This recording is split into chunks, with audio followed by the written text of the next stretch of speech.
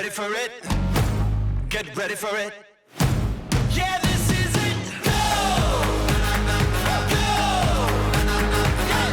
La Supercup Massey tornava a comptar amb una prova UCI i ho feia en un escenari idíl·lic i que sempre deixa els participants fascinats. A la localitat de Santa Susanna, que per segon any consecutiu tenia valor UCI C1.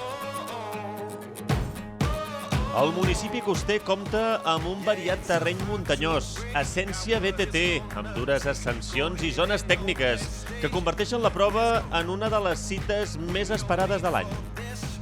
Supercup Massey de Santa Susanna té un valor afegit especial, que és aquesta proximitat de la població, amb tota la seva qualitat de serveis i la connexió amb la muntanya. Això fa que sigui un circuit especial.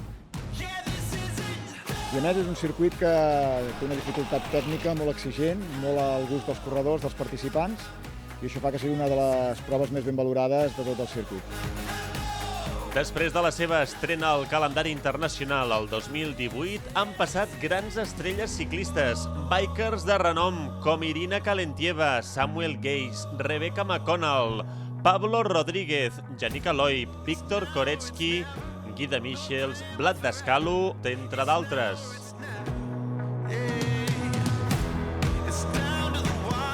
El fantàstic traçat per la pràctica del mountain bike i la categoria de la prova atreia a estrelles ciclistes que veuen el municipi com el lloc idoni per poder competir i alhora divertir-se.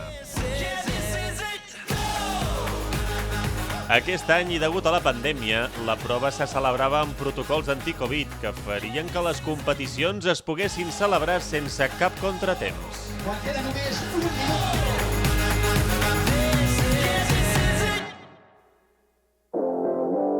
El dia s'obria amb un cel que cedia tot el protagonisme al sol, amb un cel ben clar.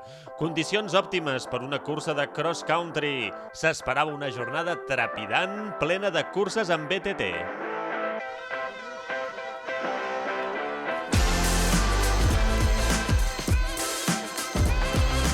El circuit de Santa Susanna s'inicia a la zona esportiva per encarar una pista que endinsarà els ciclistes al bosc, tot guanyant altitud. Un cop completat el primer sector, se segueix per una nova ascensió fins trobar single tracks tècnics molt divertits i descendir fins la línia de meta amb una darrera secció ràpida i tècnica. Després de passar per tots els controls de seguretat i recollir el dorsal, els ciclistes es col·locaven a la graella de sortida, on s'hi mantenia la distància de seguretat en tot moment i on els participants duien posada la mascareta fins instants abans del tret de sortida.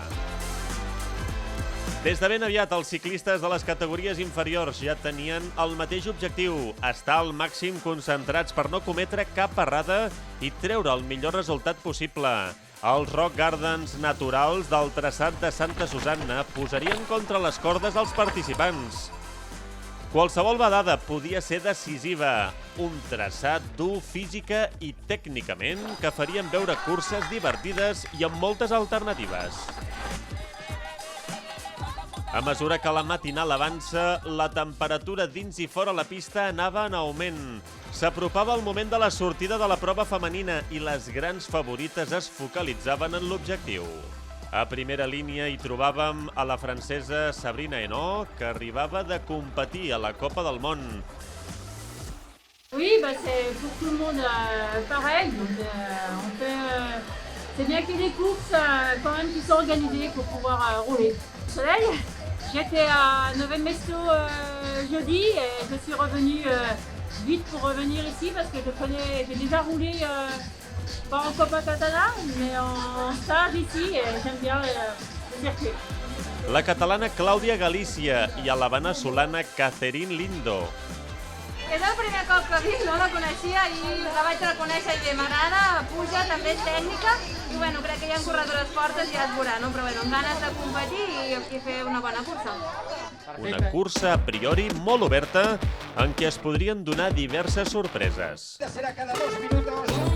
Xiulet inicial i sortida de totes les ciclistes. Galícia volia portar el ritme del grup capdavanter i semblava que ho aconseguia en els primers compassos de la prova.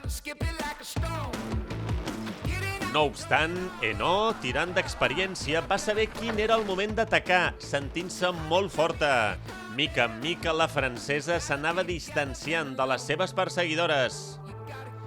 Galícia ho donava tot per atrapar-la, però no aconseguia el seu propòsit.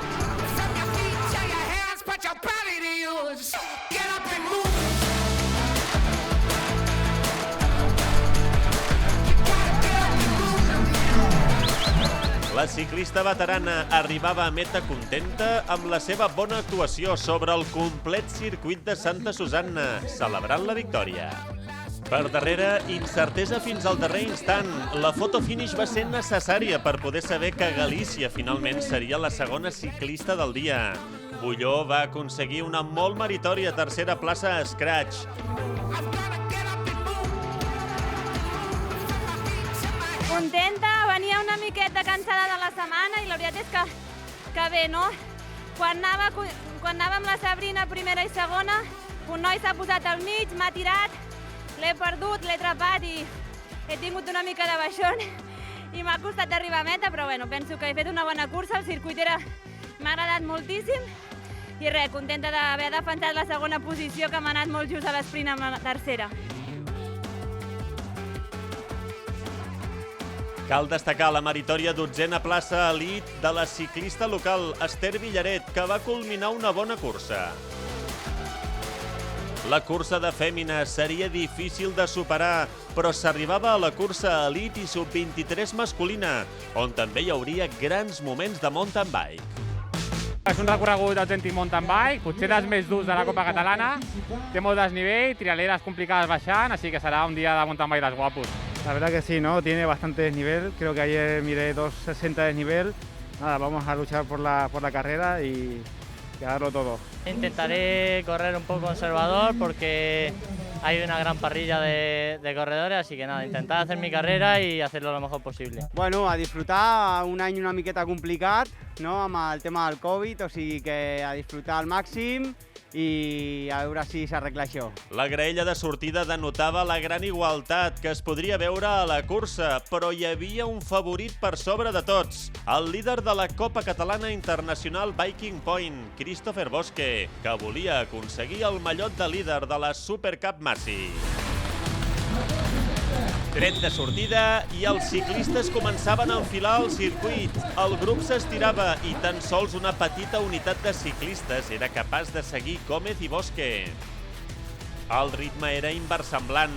Saber regular les forces seria clau per poder arribar amb opcions al final de la cursa. Ningú es volia despenjar, però el bolivià Alejandro Gómez patia una punxada i perdia totes les opcions de victòria. El grup capdavanter quedava conformat per 4 unitats, liderat per Bosque i els 3 ciclistes francesos. Amb el pas de les voltes, l'exigent circuit començava a passar factura. Els diferents corriols i les corbes entrellaçades obligaven els ciclistes a no abaixar la guàrdia i també a donar el màxim d'ells mateixos en qualsevol punt del circuit.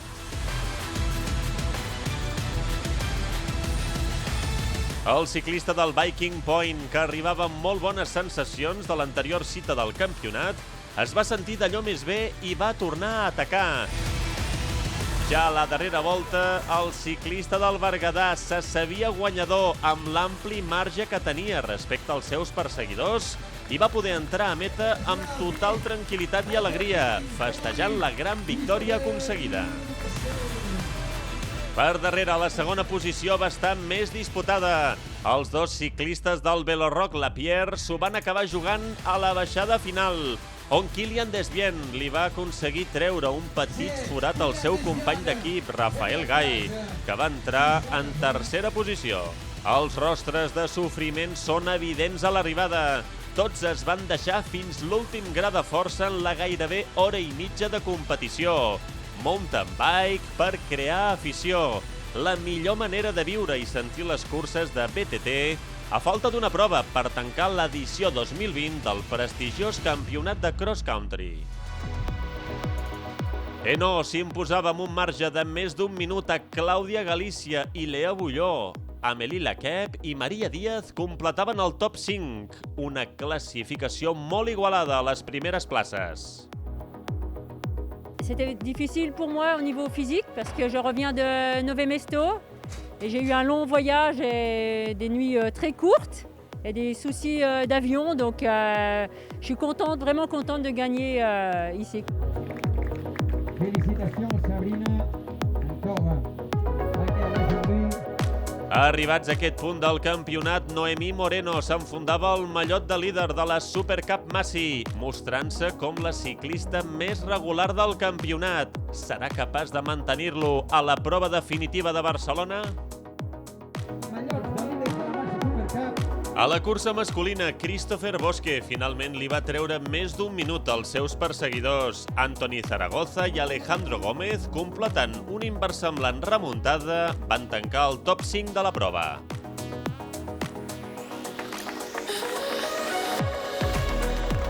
Veníem fort després d'un bon resultat de Girona. Sabia que aquest circuit m'anava bé perquè és tècnic, dur i és un circuit que m'agrada molt. I així ha sigut, vull dir, s'ha començat amb moltes ganes, vull dir, tothom molt fort i ens hem pogut col·locar bé a l'Starlab i crec que hi ha hagut alguna avaria de l'Alejandro Eber, s'ha quedat enrere i ja m'he quedat tot sol per aconseguir la victòria. A la classificació general, després de les 4 primeres curses, Bosque assalta el liderat, avançant a Koretsky. Unes diferències de pocs punts que poden fer que la prova de Barcelona sigui d'allò més trepidant. Quins i quines ciclistes acabaran sent els campions de la Supercup Massi 2020? Ha sigut una cursa molt dura perquè el circuit és dels més exigents de la Copa Catalana. Té molta pujada, baixada tècnica, no hi ha cap puesto per recuperar forces, la veritat, tota l'estona has d'anar molt concentrat. I la cursa, tot i ser una cursa que estava molt oberta, han vingut molts corredors francesos, que han ficat allà un ritme molt alt a molts puestos, així que ha sigut molt disputada en totes les posicions.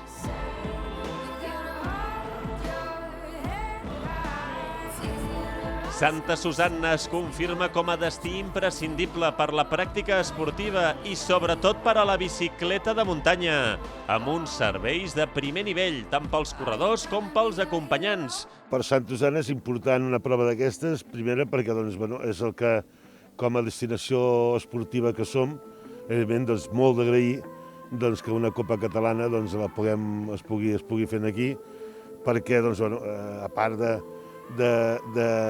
que tens un espai on sembla que és un espai on té moltes possibilitats, fins i tot per events més importants a Europa i al món, també a conèixer tota la nostra planta hotelera, que també està especialitzada per aquest tipus d'esport i que això és el que volem mantenir, continuar i intentar que cada vegada sigui més important amb tot, des de l'equipament fins a les nostres instal·lacions més preparades al costat de la bicicleta. És molt important retornar a fer carreres i que tot a nivell de competitiu torni a la normalitat. Apliquem totes les normes anticovid necessàries perquè es pugui fer en totes les condicions sanitàries pertinents.